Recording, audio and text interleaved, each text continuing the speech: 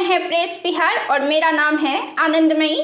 पंडित जसराज के बारे में आज हम बात करने वाले हैं। भक्ति और शास्त्रीय गायन के विलक्षण शिखर पुरुष माने जाते हैं। पंडित जसराज एक विलक्षण गायक थे। भारतीय शास्त्रीय संगीत के संसार में जब अधिकांश गायकी ध्रुपद, ख्याल और ठुमरी आधारित हुआ करती थी, ऐसे में अपनी शास्त्रीयता की राह को मेवाती घराने से पूरी तरह जोड़ते हुए पंडित जी ने वैष्णवता का आंगन चुन लिया। एक ऐसा परिसर जहां भक्ति संगीत की आवाजाही थी। पारंपरिक ख्याल गायन की परंपरा में धार्मिक और आध्यात्मिक बंदिशों को गायन की रवायत रही है, जिसमें कई दफा मुस्लिम गायकों ने भी देवी स्तुतियां और शिव आराधना की बंदिशों को अपनी रागधारी में उतारा है। मगर पंडित जसराज जी की राह थोड़ी अलग थी, जिसमें एक ऐसा लोक विन्यास भी ढूंढा जा सकता है जो कहीं न कहीं मठ, मंदिरों, हवेलियों और देवताओं की ठाकुरबाड़ी से सृजित होता है। वे वैष्णव परंपराओं की पुष्टि मार्गी शाखा की अप्रतिम आवाज थे, जिसने इस भक्ति मत को व्यवहारिक तौर पर संगीत प्रेमियों के मन में सम्मान से प्रतिस्थापित किया।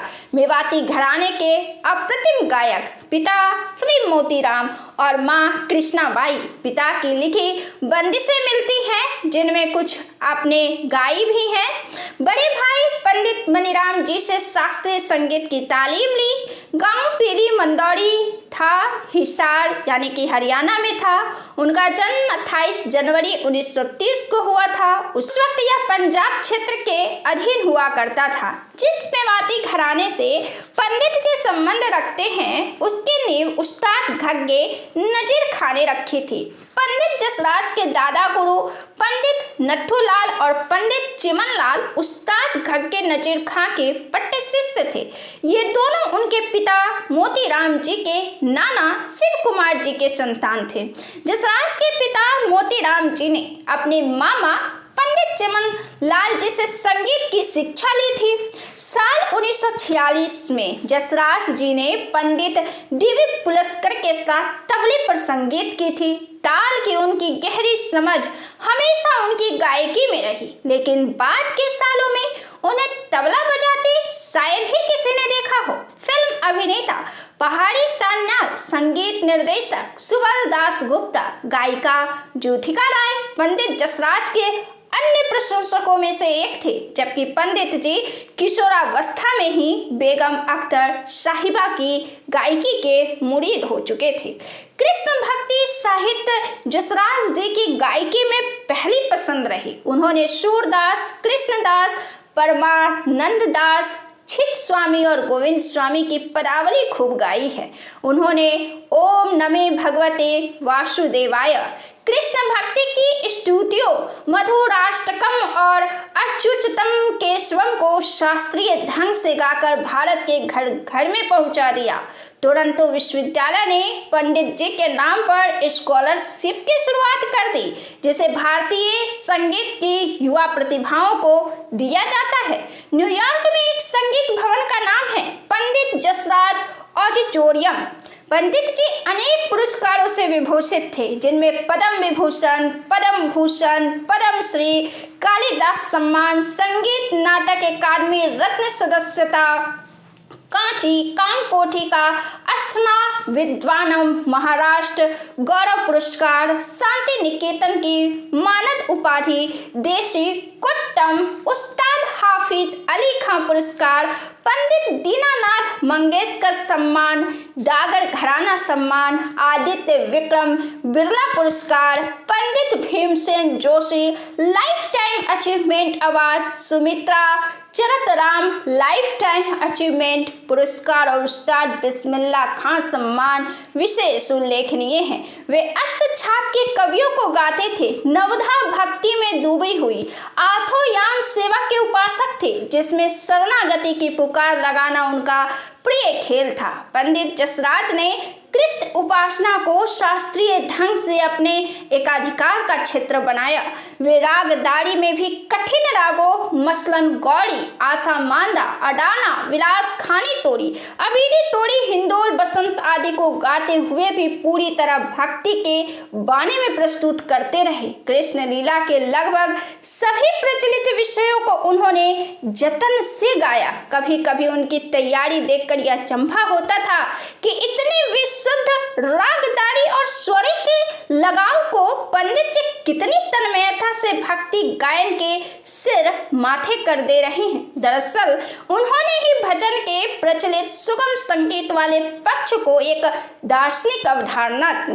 वे भक्ति सम्मानित ग्रंथों भक्ति रसामृत सिंधु, भक्ति रसायन और गोपाल तापनीय उपनिषद को जैसे लोकवाणी में पुनराविष्कृत कर रहे थे। सूरदास का पद रानी तेरो चिरजीव गोपाल हो या किशोरी तेरी चरणन की रज पाऊं, सभी जगह पंडित जसराज अप्रतिम अद्भुत अलौकिक रहे। उनके शुरुआती संगीत जीवन के बारे में बेहद कम लोग जानते हैं, लेकिन आज हम आपको बता रहे हैं उनके बारे में, उनकी प्रतिभाओं के बारे में। अगर आपने यह वीडियो पहली बार देखा है, उनके बारे में पहली बार सुना है, तो कमेंट कर अपना जवाब जरूर दीजिएगा। उन्होंने अपनी संगीत साधना की शुरुआत एक तबला वादक के रूप में की थी। धीरे धीरे अपने बड़े भाई मंडित मनीराम जी से संगीत की बारीकियों को सीखते हुए उसमें कल्पना के सुघड़ प्रयोगों द्वारा भाव को विस्तार देने में उन्होंने दक्षता दिखाई। बाद में उनके बोलतान, मींड, कर्ण और मधुर ढंग से विकसित होने वाली सरगम ने गायकी का एक पंडित जसराज घराना ही बना दिया। वी शांताराम फिल्म लड़की सह्याद्री की 1966 में संगीतकार वसंत देसाई के निर्देशन में उन्होंने एक गीत वंदना करो अर्चना करो इस धरा महान की गाया था।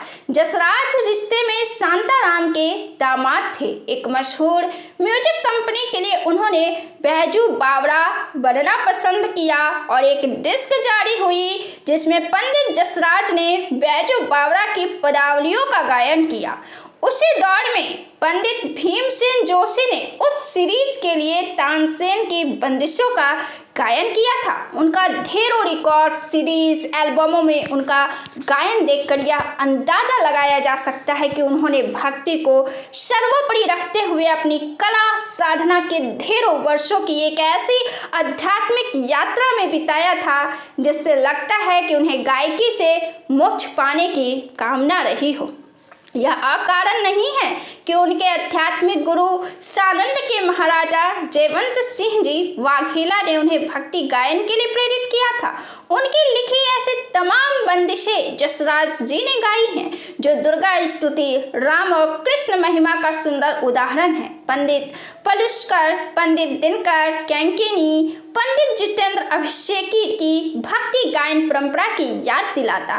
पंडित जसराज का मधुरोपासना गायन हमारी भारतीय शास्त्रीय संगीत की वह धरोहर है जो हवेली संगीत, संकीर्तन, नामजन गायन और भक्ति आधारित उत्सव गायन की अमूल्य धाती बन चुके हैं। अपनी उदात्त स्वतंत्र पुकार, तान और दार्शनिक वैचारिकता के साथ पंडित जसराज ने जिस तरह सरगमों को उत्साह से बरतते हुए शास्त्रीय गायन संभव किया है, वह रागदारी संगीत की आने वाली पीढ़ी के लिए टेक्स्ट बुक की तरह है।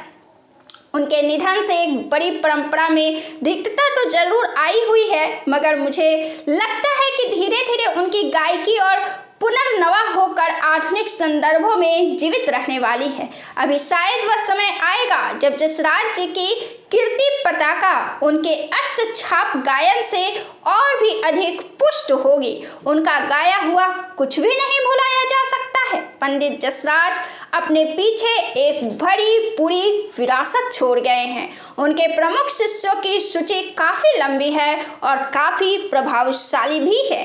कुछ प्रमुख नामों में पंडित संजीव अभ्यंकर हैं, तृप्ति मुखर्जी हैं, कला रामनाथ है, पंडित रतन मोहन शर्मा है, सारंग देव पंडित है, दुर्गा जसराज है, शशांक सुब्रमण्यम है, सौगात बनर्जी है, अरविंद थत्ते हैं, सुमन घोष हैं, अंकिता जोशी, गिरीश वजलवाड़, हसमुख चावड़ा, कविता कृष्णमूर्ति, लोकेश आनंद, सुरेश पटकी, विजय साथे उन्हीं नामों में से एक नाम है।